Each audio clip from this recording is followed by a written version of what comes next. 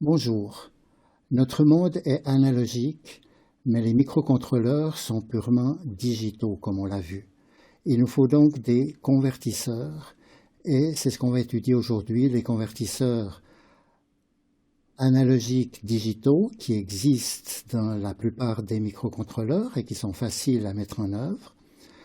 Les convertisseurs digitaux analogiques et avec Arduino, le Digital Write sème un petit peu la confusion.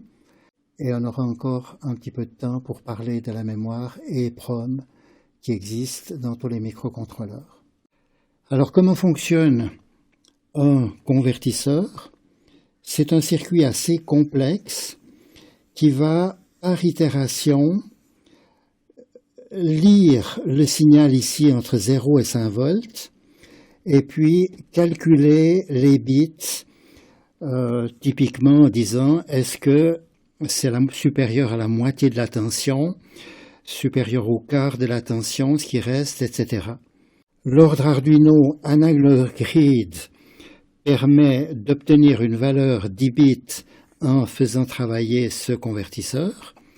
Et ça nous intéresse d'avoir plusieurs entrées de conversion. Et c'est avec un multiplexeur que l'on va sélectionner une entrée. Donc on pourra faire une mesure à la fois en sélectionnant ici AN0, AN1, AN2 et démarrer la conversion, obtenir un flag disant que la conversion est terminée. Alors les convertisseurs usuels ont 10 bits.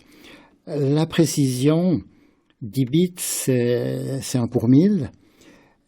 Elle dépend du câblage. On a facilement des parasites, des influences de l'horloge du processeur sur les entrées des signaux analogiques. Sur Arduino, on a 6 pins qui peuvent lire les valeurs. Et puis, la mise en œuvre est très facile, puisqu'on va définir une valeur lue. On va définir une valeur utile, puisqu'en général, ce n'est pas le domaine de 0 à 1024 qui nous intéresse. Dans ces valeurs analogiques, il y a un domaine plus étroit. La valeur lue, c'est analog read du canal AN0. Il n'y a rien à initialiser dans cette procédure analog read. Il va déjà y avoir le setup pour modifier la pin d'entrée en entrée analogique. Il faut bouger des aiguillages à l'intérieur du processeur, naturellement.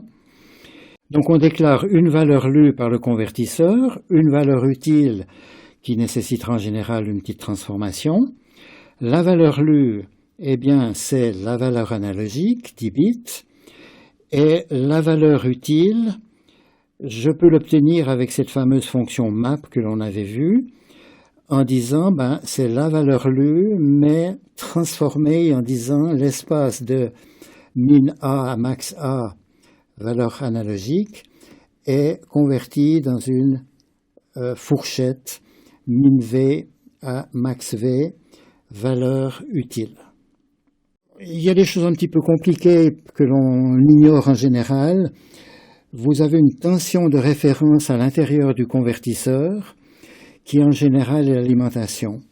Mais on peut modifier par programmation cette tension de référence pour avoir une valeur interne ou pour avoir une valeur externe sur une broche qui a été préparée par le microcontrôleur. Dans les processeurs de très bas de gamme, très bon marché, le convertisseur analogique numérique prend trop de place et on le remplace par un comparateur quand on a besoin d'évaluer des signaux digitaux. Le comparateur, vous pourrez le régler pour, par exemple, repérer un signal supérieur à 2,3 volts et ça n'offre pas autant de possibilités que le convertisseur analogique complet, naturellement. Dans l'autre sens, si on va aller du digital à l'analogique, vous avez la solution Arduino qui vous dit analog write, numéro de pin, et puis la valeur du byte qui va être convertie en valeur dite analogique. C'est en fait pas du tout un convertisseur digital analogique, ça n'envoie pas une valeur analogique sur la pin, ça envoie des impulsions. On retrouvera ce PWM, mais si vous voulez avoir un signal analogique qui est 80% de 5 volts, donc 4 volts, eh bien, vous envoyez des impulsions à une fréquence de 1 kHz, par exemple, où vous avez 80% l'état 1, 20% l'état 0, et il y a une moyenne de l'énergie transmise qui correspond effectivement à une alimentation de 4 volts. Donc, pour obtenir vraiment un signal analogique, eh bien, ce signal PWM, on peut le filtrer en utilisant une résistance, un condensateur. C'est quelque chose qu'on ne vous a pas expliqué au début du cours, parce que je crois que c'est plus clair maintenant de comprendre l'effet. Chaque fois que vous avez du 5 volts ici, eh bien, vous allez charger le condensateur. Chaque fois que vous avez du 0 volt, vous allez décharger le condensateur et vous allez obtenir un moyennage grâce au condensateur qui va se faire autour de 4 volts. Dans la montée, c'est avec 1 volt de différence à peu près qu'on charge le condensateur. Ici, ça descend plus rapidement puisque c'est avec 4 volts de différence que l'on décharge le condensateur. Alors, ce schéma a une certaine constante de temps. Si la résistance augmente, eh bien, ça va mettre plus de temps pour charger le condensateur. Si le condensateur est plus grand, ça va aussi mettre plus de temps. Donc, on a une constante de temps qui est le produit de la résistance par la capacité. Si on met 10 kΩ et 100 microfarads, eh bien, ça veut dire que le condensateur va se charger complètement à partir d'une impulsion positive dans environ 1 seconde. Je ne vous donne pas la formule exacte. Alors, 1 seconde, ça veut dire qu'effectivement, on va bien atténuer les variations. Mais par contre, si tout à coup vous avez un changement de PWM, eh bien, ça va mettre une demi-seconde pour descendre au niveau de 2 volts, par exemple. Alors, du point de vue programmation, si vous voulez, ça peut être très simple, puisqu'on a beaucoup d'éléments qui intègrent, qui n'ont pas besoin d'une tension continue. Vous voulez allumer une LED de façon proportionnelle, vous voulez faire tourner un moteur, eh bien, vous envoyez ces impulsions et c'est l'inertie du moteur ou la persistance rétinienne qui va jouer le rôle de ce filtre de la résistance et du condensateur. Alors, si vous voulez faire varier une LED, comme c'est un petit peu le gadget qu'on voit sur beaucoup de petites machines, la lampe ne s'allume pas en tout ou rien, mais elle augmente son intensité, diminue son intensité. Eh bien, après avoir défini quelle LED vous vouliez et d'avoir choisi une pin sur laquelle vous avez ce PWM, sur lequel vous avez cette instruction analog write qui peut agir, donc ça sera par exemple sur la pin 3 que l'on met en sortie. Maintenant, je peux écrire une petite boucle for qui va augmenter la valeur du PWM toutes les 10 millisecondes. Eh bien, on augmente de 1, donc en 2,5 secondes, on va passer de l'intensité nulle à l'intensité maximum. Et ensuite, on peut refaire la même boucle en décrémentant pour éteindre la LED. Donc, vous voyez quels sont les paramètres que l'on peut modifier. Le schéma interne d'un convertisseur digital analogique se fait avec des résistances. Vous trouvez des références sur Internet, naturellement. Ce schéma peut nous intéresser dans des cas pour, par exemple, brancher plusieurs interrupteurs sur une seule entrée, plutôt que d'avoir plusieurs interrupteurs qui utilisent plusieurs entrées. Ces convertisseurs n'existent pas dans les microprocesseurs. J'en connais un seul pour le moment. Peut-être que ça viendra à l'avenir. C'est un circuit moins utile du point de vue programmation, puisqu'on a vu qu'avec le digital write, on peut programmer quelque chose qui est tout à fait satisfaisant. Si vous avez vraiment besoin d'un convertisseur digital analog converter, il existe des petits circuits qui vous génèrent 2 canaux, par exemple. En rentrant l'information en série, on reparlera de cette norme SPI. Bien, disons encore 2 mots de la mémoire EEPROM que vous avez à l'intérieur de tous les processeurs, même des processeurs assez petits, ont une mémoire EEPROM qui ressemble à la mémoire flash dans laquelle se trouve votre programme, mais qui est un peu plus fiable en durée et beaucoup plus lente à l'écriture. Donc on trouve dans les processeurs 64 bytes, voire 2 kilobytes de cette mémoire effaçable électriquement.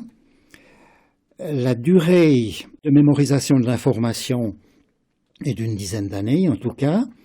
Le cycle d'écriture est très lent, 3 à 10 millisecondes par rapport à 1/5 de microseconde pour une écriture en mémoire vive. Le nombre de cycles est limité, 100 000 à 1 million. Vous direz, mais c'est beaucoup. Si vous faites une erreur de programmation et puis que vous trouvez dans un cycle où vous écrivez toujours sur la même mémoire parce que vous avez oublié d'incrémenter un compteur, eh bien, en quelques minutes, vous aurez exécuté les 100 000 cycles qui font que votre position mémoire aura perdu sa fiabilité. Alors, la lecture est normalement rapide. Le principe de fonctionnement, c'est un condensateur. Et ce condensateur est isolé. On arrive avec des tensions supérieures à faire migrer des électrons pour charger ce condensateur ou pour le décharger. Donc c'est pour ça que le processus est relativement lent. Et puis un condensateur, même s'il y a une résistance extrêmement élevée ici, qui le court-circuite, eh bien il va se décharger quand même en quelques dizaines d'années. Alors c'est très facile d'utiliser cette mémoire morte. Même du point de vue interne du microprocesseur, il y a quelques instructions à respecter. Mais avec Arduino, par exemple, vous pouvez charger une librairie qui s'appelle EEPROM.h, que vous trouverez sans devoir installer quoi que ce soit. Et ensuite, vous pourrez écrire EEPROM-write à une certaine adresse de l'EEPROM. Vous mettez une certaine valeur. Et puis, vous pouvez relire le contenu de cette adresse avec un EEPROM read. Alors, ces adresses, c'est à vous de les gérer. Vous savez que ça va de 0 à 1000, 2000. Et vous devrez gérer votre petit espace mémoire pour savoir où vous avez mis l'information. Donc, ce n'est pas comme avec les variables où le compilateur se préoccupe de gérer le plus efficacement possible les variables locales et les variables globales. Alors, il y a beaucoup d'applications pour ces EEPROM. Typiquement, vous faites des mesures météo. Vous allez stocker dans une mémoire EEPROM. Et si vous devez faire des mesures toutes les heures, naturellement que vous allez endormir votre processeur et le réveiller. Donc, quand il est endormi, il consomme extrêmement peu de courant. Et vous le réveillerez pour la mesure suivante. Et ensuite, quand vous passez dans le mode de lecture, vous lirez toutes les données qui ont été accumulées pendant plusieurs semaines. On utilise aussi, la mémoire EEPROM, pour mémoriser des paramètres qui ont été modifiés pendant l'exécution du programme, mais que vous voudriez retrouver comme paramètres de démarrage quand vous relancez le programme après une coupure de courant ou une interruption d'activité. Donc on vient de voir que les convertisseurs analogiques digitaux existent dans les microcontrôleurs et sont faciles à mettre en œuvre.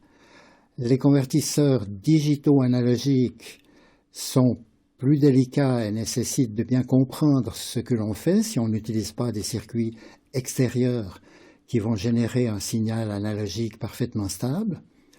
Et on a également vu que la mémoire EEPROM à l'intérieur des microcontrôleurs est facile à utiliser et très souvent utile dans des applications.